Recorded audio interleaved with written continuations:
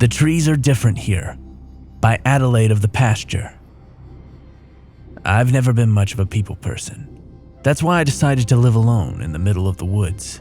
The little A-frame was cozy and cute, but most importantly, it was cheap. Huge pine trees towered over the tiny cabin. The area was certainly scenic, but there was something unsettling about it as well. Apparently, the locals found the area just as eerie as I did.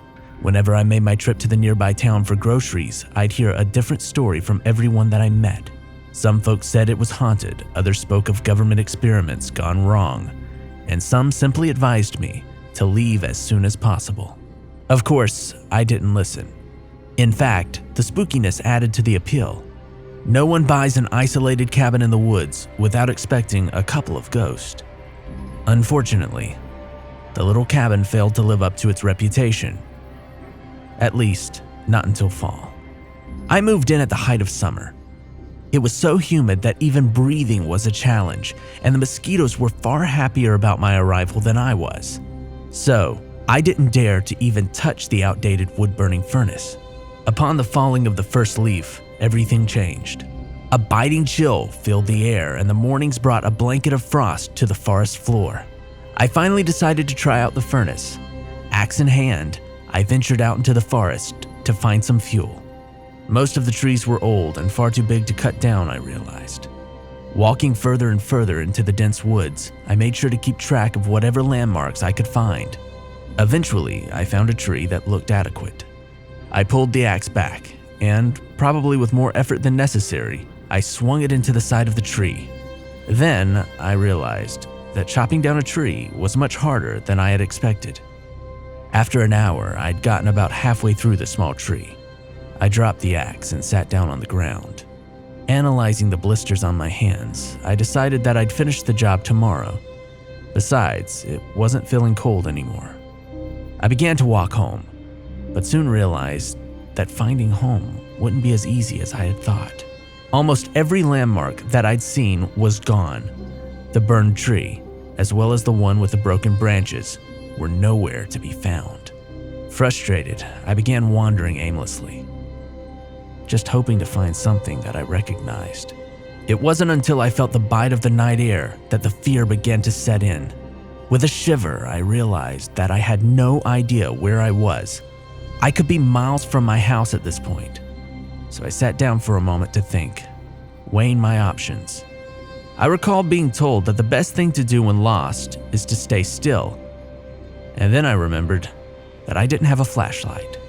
While I sat there, wasting my time, a strangely shaped rock drew my attention. It was definitely familiar, I thought absent-mindedly. And with a jolt, I realized that the rock had been one of my landmarks. I stood up and walked towards it. Sure enough, not far away, I saw the triangle roof of my little cabin peeking out of the trees. Too sleepy to pay attention to my surroundings, I simply crawled into bed without even changing my clothes. I woke up in the morning to the sound of my teeth chattering. The wind howled and my bones were stiff and cold. Finally, I managed to drag myself out of bed. Soon it became clear that this was not the same cabin that I remembered leaving yesterday afternoon. Sure, it looked the same, but there were also some very obvious differences. For instance, there was a tree root going through the wall. All of my personal belongings were still there, but the wooden floors were dark with rot. The tree root disturbed me the most. I definitely would have noticed it if it had been here before, and it was causing a draft. I couldn't explain what had happened, but I still tried my hardest to combat it. A couple of rags and old clothes blocked out the draft, and the mushrooms and fungus weren't too difficult to wash off the floor. However, I couldn't do anything against the rotting wood smell that seemed to permeate even my own belongings. I was scared, and I didn't want to do anything, but I couldn't deny the fact that I needed warmth. So, axe in hand, I walked off into the forest. After only 10 minutes of walking, I came across a small tree with axe marks in the side of it. It was the same tree I'd been chopping yesterday. How it had gotten so much closer, I didn't know, but I started chopping all the same. After some time, I hit something harder than the surrounding wood. Leaning down, I found something white and chalky encased in the tree. With some effort, I managed to peel back some wood with the axe. I felt my heart rate hasten when I realized what it was. Encased in this tree was a very clear vertebrae. Thoughts raced through my mind. Something must have died there a long time ago, I told myself, and the tree must have grown up around it. The image of a decaying body slowly being swallowed by the tree flashed through my mind. It was probably a deer, I told myself. And then I went home. That night was even colder than the last. I twisted and turned in my sheets, trying to protect myself from the biting night air. By morning, my fingernails were purple and my skin was pale. As I walked out to the woods with my axe, I took little notice of the trees, which were now propped up above the ground by their roots as if they were standing on spindly legs. Shaking with cold, I pulled my axe back. But when I swung it forward, I never felt the dull thud of wood. The axe blade never reached the target, but instead it planted itself firmly in the flesh of my lower calf. I didn't understand what had happened at first. Shock and cold numbed the pain, and the blood didn't start flowing right away. After the first drop fell into the morning frost, I began to panic.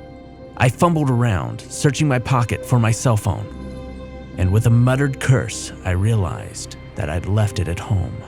I pulled myself up, holding onto the tree branches for support. Blood soaked my jeans and dripped onto the ground, and then the tree moved. Hazy and confused by the loss of blood, I made a weak attempt at escaping. The tree tore its roots from the ground along with several other trees. Together, they formed some sort of railing. With as much surprise as I could muster in my current state, I realized that they were helping me. The trees helped me with every step, roots and branches moving alongside like snakes. When I finally got home, I grabbed my phone and dialed 911. Before returning from the hospital, I stopped at the store to buy an electric space heater.